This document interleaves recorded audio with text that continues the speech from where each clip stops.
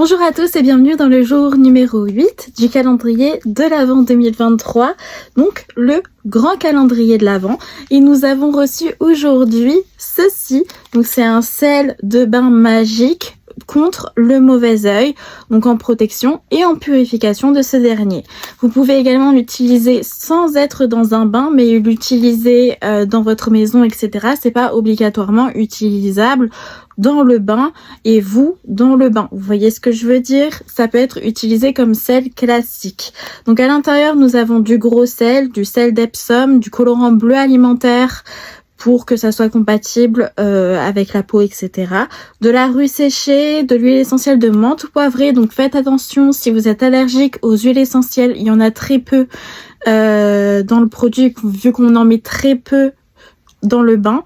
Mais si jamais vous avez des problèmes avec les huiles essentielles, comme si vous êtes un enfant, si vous avez vous attendez un enfant, vous avez des problèmes de peau, ce genre de choses, des allergies faciles, n'utilisez pas ce produit en tant que sel de bain, mais en tant que sel classique. Et je vais vous donner quelques exemples d'utilisation pour cela. Déjà, pourquoi ce produit est bleu? Parce que la couleur bleue, en fait, c'est une couleur spirituelle, mais c'est également certes la couleur de la spiritualité, de la paix, etc., de l'apaisement, mais c'est aussi la couleur de l'œil nasar, donc de l'œil qui est contre le mauvais œil, cet œil-ci en fait.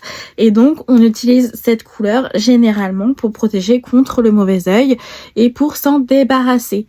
Parce que bien évidemment on ne se protège pas du mauvais œil si on l'a déjà attrapé. Il faut l'enlever avant de l'attraper. Avant de s'en protéger, voilà. Donc ce produit fait les deux en même temps. Il va venir l'enlever, ou du moins enlever le maximum, et ensuite protéger. Bien évidemment, ça ne sera pas suffisant. Il enlève plus qu'il ne protège, mais il est déjà très efficace en protection quand même. Donc on va faire un tour des ingrédients pour vous dire un peu ce qu'ils font. Donc le gros sel, principalement, c'est la purification et la protection basique. Le sel d'Epsom, ça va plutôt avoir des propriétés apaisantes sur le corps et donc souvent en fait le mauvais œil va provoquer des douleurs sur le corps ou des choses qui vont être dérangeantes au niveau de la peau, du corps, etc. Et le sel d'Epsom peut les régler. Au niveau ésotérique, le sel d'Epsom se rapproche d'un sel, donc de quelque chose de purifiant et de protecteur, mais sinon ça va avoir une action sur le fait que ça détende en fait et que du coup ça calme, ça apaise cette période de crise qu'on a lorsqu'on a attrapé, lorsqu'on a obtenu le mauvais œil. Donc ensuite on a le colorant pour la couleur comme je vous l'ai expliqué. Nous avons de la rue séchée. Donc la rue, c'est la plante parfaite de purification, très très forte, surtout très efficace contre le mauvais œil.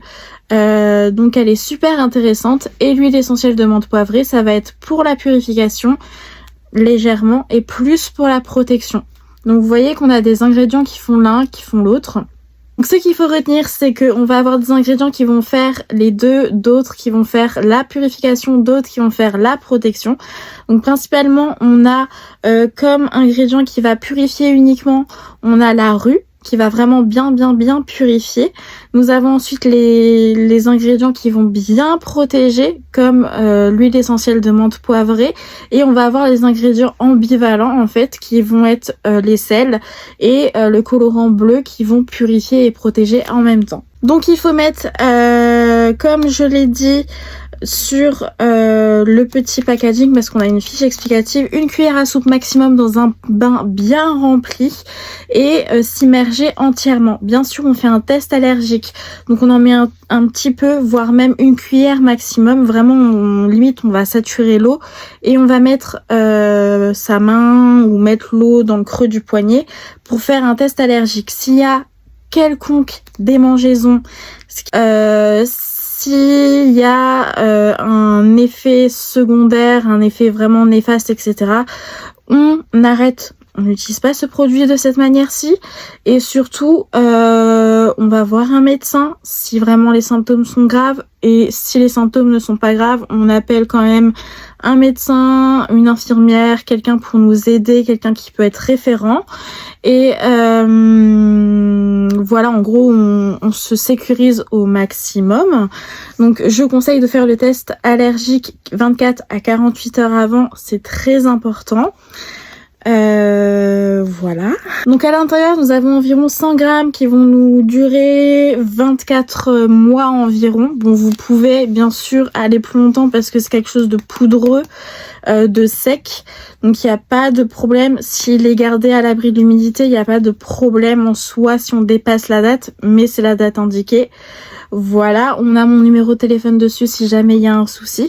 Et donc l'utilisation dans un bain, si on met de l'eau chaude, tiède, comme vous désirez, vous mettez une cuillère à soupe uniquement dans l'eau, dans le bain entièrement rempli ou vraiment bien rempli. Vous mettez pas juste ça d'eau, quoi. Vous voyez ce que je veux dire? Et on mélange du coup dans le sens du bannissement, donc vers la gauche avec votre main. Et ensuite, vous dites un mantra, une phrase de pouvoir en disant « je bannis le mauvais œil ». Et ensuite, vous tournez dans l'autre sens en disant « je me protège contre ce dernier ». Donc, vous faites les deux mouvements. Donc, premièrement, on bannit. Ensuite, on attire la protection contre le mauvais œil. On s'immerge à l'intérieur entièrement, c'est-à-dire même les cheveux, la tête, le visage, etc. Tout entièrement dans l'eau. Pour vraiment bien, surtout les cheveux qui accrochent énormément le mauvais œil en fait. Donc il faut faire vraiment attention à cela. Donc le shampoing, bah on le fait après, d'accord. Et si vous l'utilisez pas comme celle de bain, vous pouvez en mettre du coup sur votre hôtel, sous votre lit dans un petit bocal, ce genre de choses. Vous pouvez, si vous n'avez pas de baignoire, le mettre dans en dissoudre un petit peu. Donc vous faites une règle de 3, un petit peu une équivalence pour savoir combien il faut en mettre dans un bol d'eau, dans un bol en fait. Vous rajoutez de l'eau et vous le versez sur votre tête, ça va couler sur tout votre corps et ça va du coup venir vous purifier et vous protéger. Ça c'est à refaire régulièrement, je dirais une fois par mois, vous avez une bonne quantité. Mais sinon, on peut l'utiliser voilà vraiment sans contact avec la peau, en mettant par exemple sous le lit le bol qu'on va venir changer toutes les semaines cette fois-ci parce que ça va absorber vraiment quotidiennement et protéger vraiment quotidiennement. Donc là, on vient le changer toutes les semaines. C'est pour moi le mieux. Ensuite, si vous désirez le refaire, je vous donnerai les indications. Dans ce cas-là, vous m'envoyez un message et vous me dites voilà, je l'ai fini, j'aimerais le refaire par moi-même, tester et essayer. Voilà, déjà il y a les ingrédients, mais c'est pour la partie consécration parce que je me souviens plus. J'ai tout dans mon grimoire, mais je ne l'ai pas à portée de main actuellement, ce qui est dommage, je vous l'avoue. Donc je ne peux pas vous dire quel pentacle planétaire j'ai utilisé. En tout cas, j'ai sûrement dû utiliser un pentacle de Saturne ou de Mars. Ça c'est sûr. Ensuite lequel, je ne sais pas. Mais voilà, si vous voulez utiliser un pentacle planétaire, sinon consécration par les éléments, consécration par un talisman, donc un œil Nazar par exemple que vous avez dessiné, que vous avez imprimé, que vous avez chargé, etc. Pensez à bien charger les ingrédients à chaque fois et voilà, et faites ça de manière propre et sécurisée, c'est-à-dire qu'on se lave les mains quand on lave les produits, etc. parce qu'il y aura contact avec la peau ou non, mais il faut que ça soit le plus clean possible et le plus sécuritaire possible. Donc voilà pour ce petit produit consommable qui n'existe pas sur la boutique mais que vous pouvez totalement utiliser soit dans un bain, soit en dehors du bain. C'est comme vous le désirez. Vous pouvez utiliser les deux des deux manières différentes.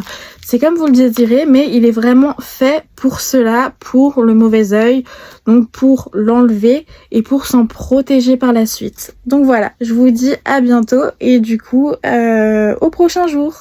Ah oui, je voulais faire un point sur ce qu'est le mauvais œil. Le mauvais œil est un égrégore.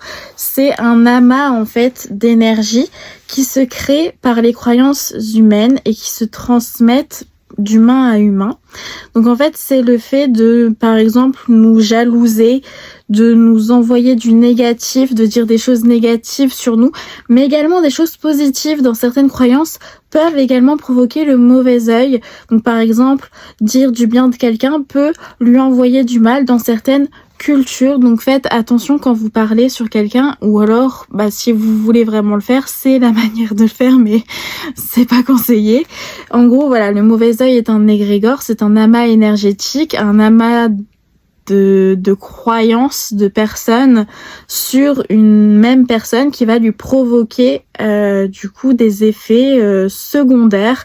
Donc ça peut être une baisse énergétique, de la fatigue, des maux de tête, ça peut être soit purement spirituel et énergétique, soit physique et corporel. Donc ça dépend des personnes. La plupart du temps, on a un dérèglement au niveau des chakras, donc ça impacte le système corporel de la personne, le système physique de la personne. Donc voilà l'explication.